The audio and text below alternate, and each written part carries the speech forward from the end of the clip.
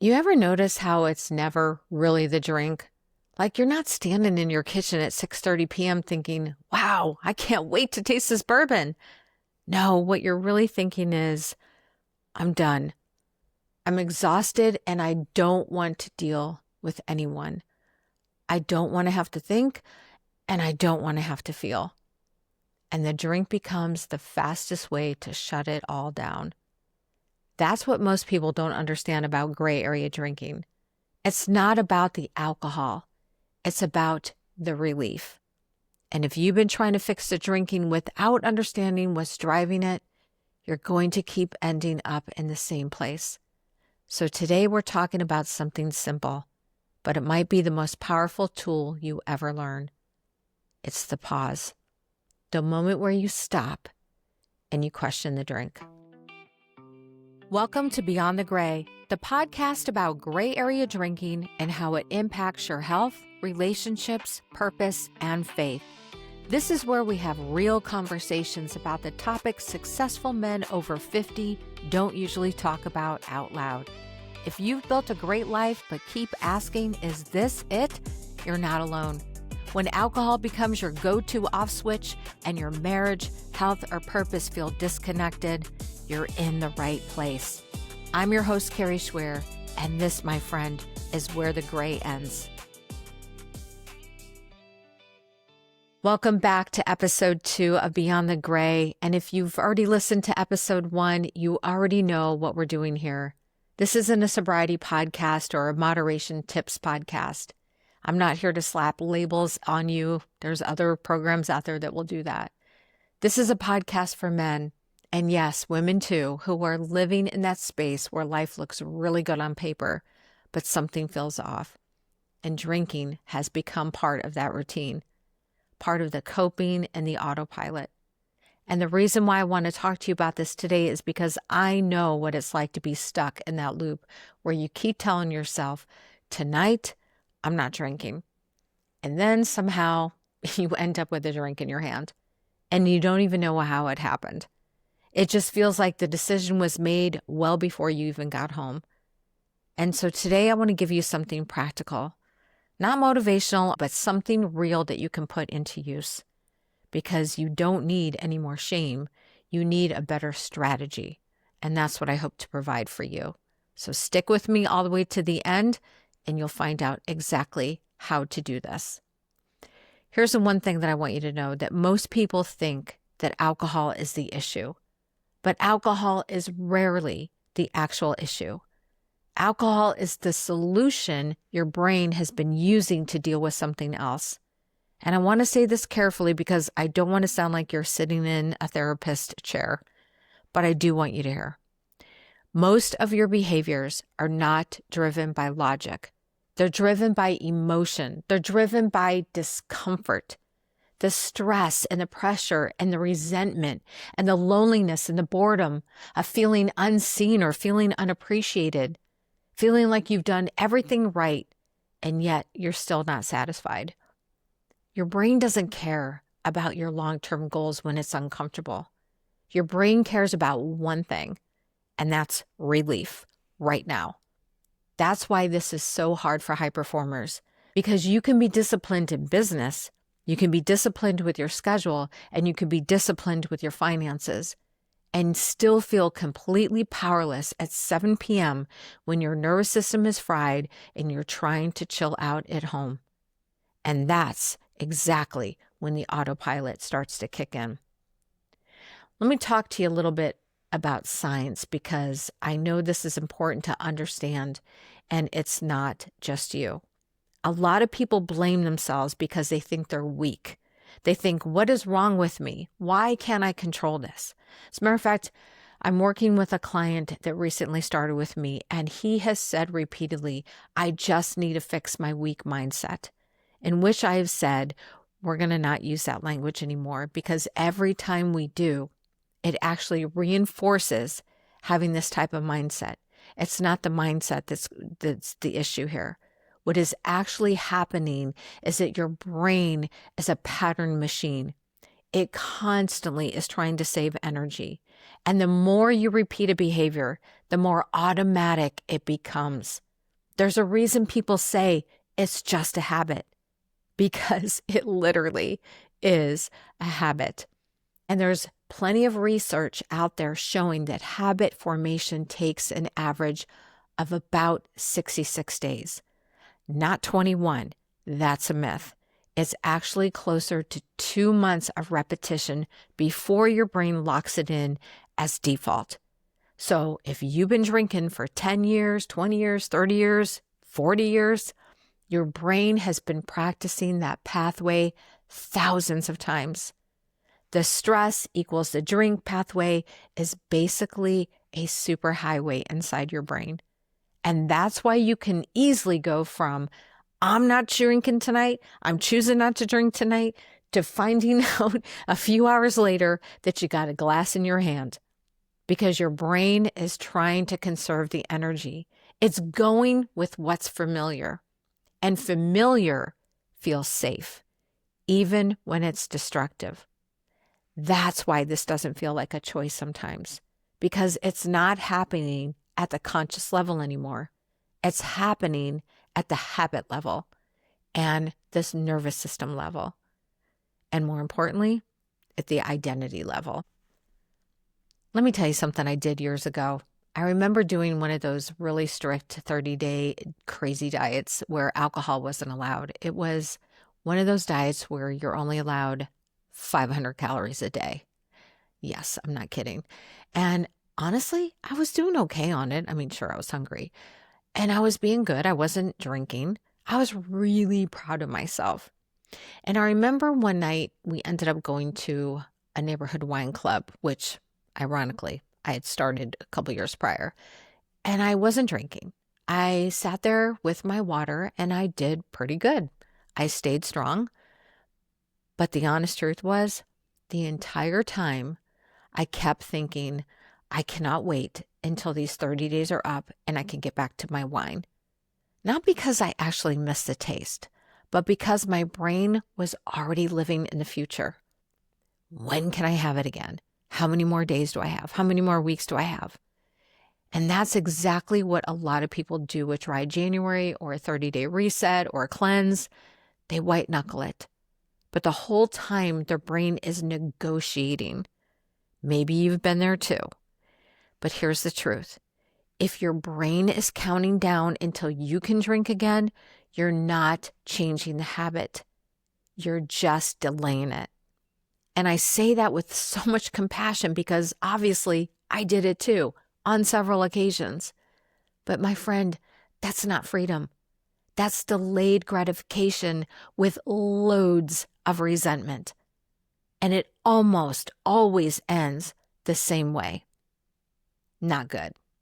And this is where it gets interesting, because what I've learned and what behavioral psychology supports is that most people aren't reacting to the outside world. They're reacting to what's happening inside them. That's the internal trigger. You don't drink because this one or that one is annoying. You drink because of what it's triggering inside you. You don't drink because your wife said something sharp at you and you didn't like it. You drink because of what it stirred up in you. You don't drink because you had a long day. You drink because your nervous system is overstimulated and you don't know how to come down. So if you want to change the habit, we have to start understanding the trigger, because alcohol is often the escape hatch. And here's what that looks like in real life. You walk in the door and you tell yourself, I'm fine, but you're not fine. You're tense, you're irritated, you're depleted, and then your brain says, hey, let's fix this.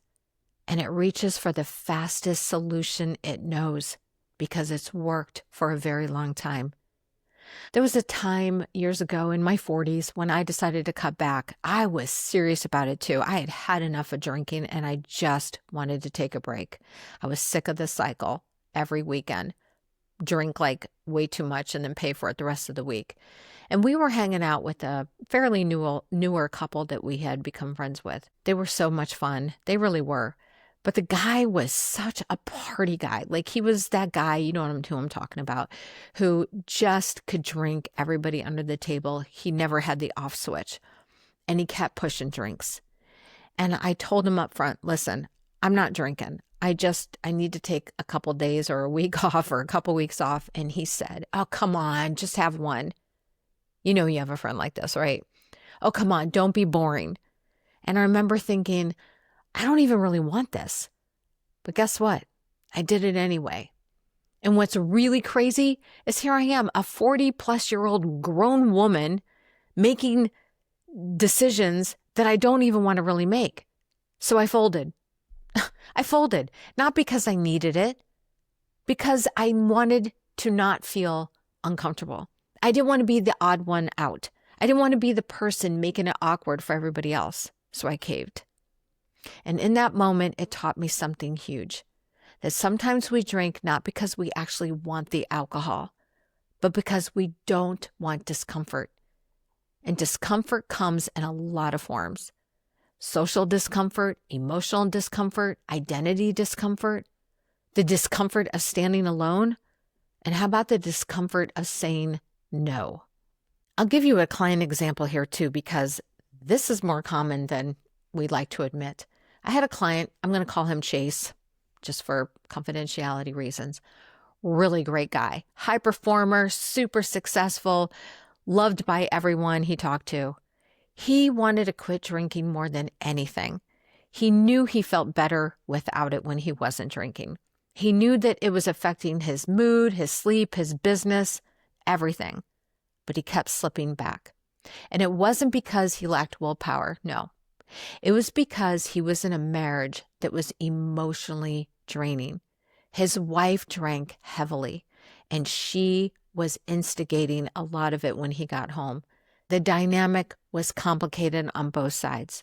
She had her set of things going on in her life that she was trying to deal with, but when he didn't drink, she took it personally. And then when he tried to change, she pushed back. And the irony here, he was drinking to cope with his marriage that he wasn't happy in. And so he stayed stuck in this loop.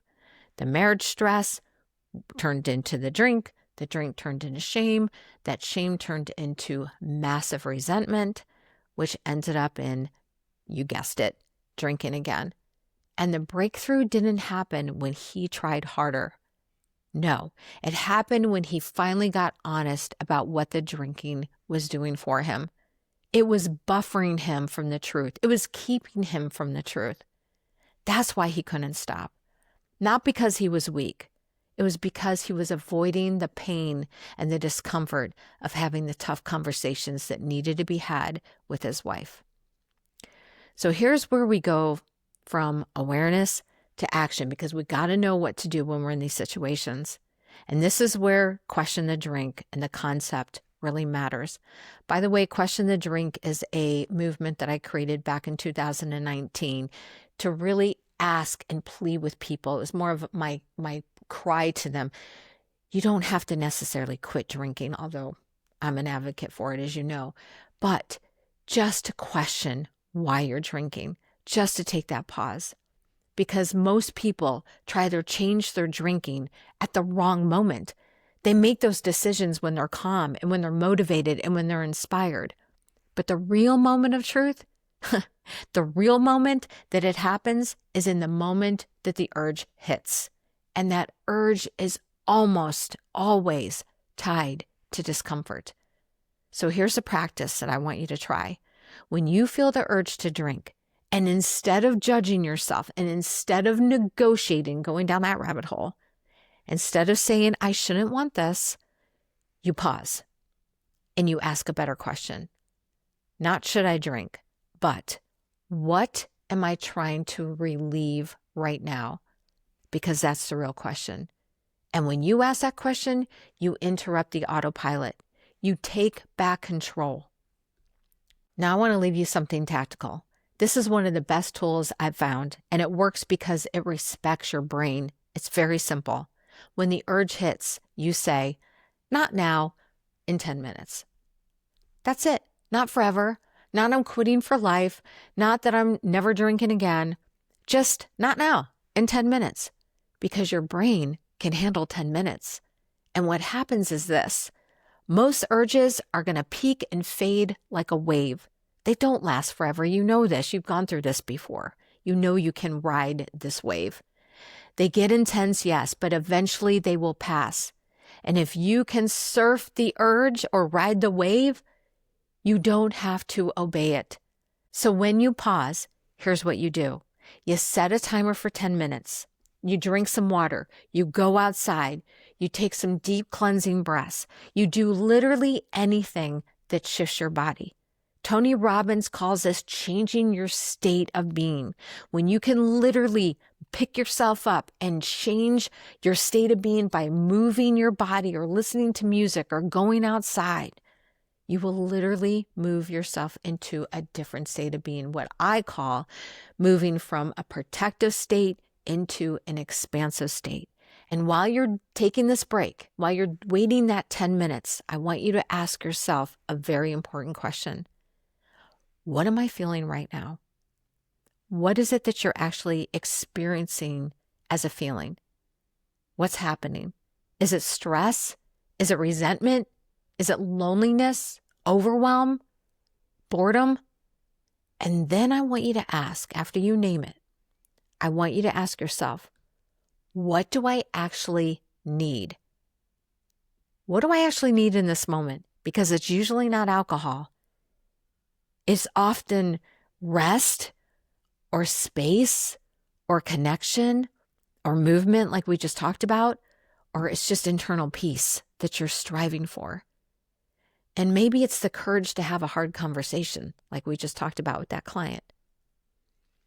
Find out what that is for you. Take a moment to tune in. Again, you're giving yourself the pause. You're giving yourself the moment to question the drink or question any behavior that you're doing. Now, this is where I want to teach you something that I use with my clients because it's huge. A lot of people fail because they set goals that their nervous system can't yet handle. They say, I'm quitting forever, and their brain panics. It goes into panic mode. Like, what? Forever? Because you know what? Forever feels like a death. It feels like deprivation. Forever feels like an identity loss. I remember when I quit drinking, I thought I was burying my best friend, wine. I kid you not. It sounds very dramatic, but that's honestly how I felt. So you don't want to think about forever. Instead of setting a goal, I want you to set an intention. Here's why. Goals are future-based. Intentions are present-based. Goals say, I'm quitting forever. Intentions say, you know what? Today, I'm choosing clarity. Today, I'm choosing sleep. Today, I'm choosing myself. Today, I'm choosing leadership. Today, I'm choosing not to drink. Today, I'm choosing to show up for my kids. Today, I'm being present for my wife. Today, I'm going to be the best version of myself that I possibly can be. Today, I'm going to smile at people. That's powerful because the brain can handle today. And when you stack enough todays, you build a new identity. And this ties directly into the decide method, which we'll go over deeper in a later episode. But the short version of the decide method is this. Desire is a catalyst of all change. If you have the desire to make the change, you will start that process. Habits are the structure, and effort is the consistency. Identity needs to happen and shift. And when we do all this, we have the commitment to ourselves to do it. And this, my friend, is what high performers understand. Because you don't build things in one day. You didn't build your business in one day. You built it with daily decisions. It's the same thing here. So here's what I want you to walk away with today. The next time you feel the urge, I want you to ask these 3 questions. Number 1, what am I feeling right now? And name it. There's a great resource that you can just Google. It's called the feelings wheel. There's multiple different types of feelings wheel out there, but they're all pretty much the same. You'll see 6 core emotions and then several feelings that come off of each of those emotions. When you can name that feeling, it will literally start to loosen its grip. When you can actually see it and you can name it, it very much will help you. So name the feeling. What are you feeling right now? Number 2, what am I trying to escape? Be honest here. What are you trying to run away from or move away from the discomfort? Number 3, what would actually help me right now? I really want you to think about that. What would actually help you? And it's not the alcohol, okay? It's usually the alcohol, but it's not. And then I want you to take it one step further. Use that 10-minute rule. Give yourself the space, because space creates choice, and choice creates freedom. So let me leave you with this. If you've been stuck in the cycle, it doesn't mean that you lack discipline. It means that your brain has been trained to chase relief, and you can retrain it. It starts with one moment, one pause, one decision to stop reacting and start responding. That's what it means to question the drink. Not because you're weak, not because you're asleep and you're just waking up. If you're here listening to this right now, you're already doing it. I'm really proud of you. Thank you for listening. In episode 3, we're going to go much deeper because we're going to be talking about the identity shift. Who you become when you stop using alcohol is your off switch, and why most people relapse when things start getting better. It's more common than you may think, and I don't want that for you. Now, if you want a tool that will help you get clear on where you're living in the gray, I created something free called the Gray Area Audit.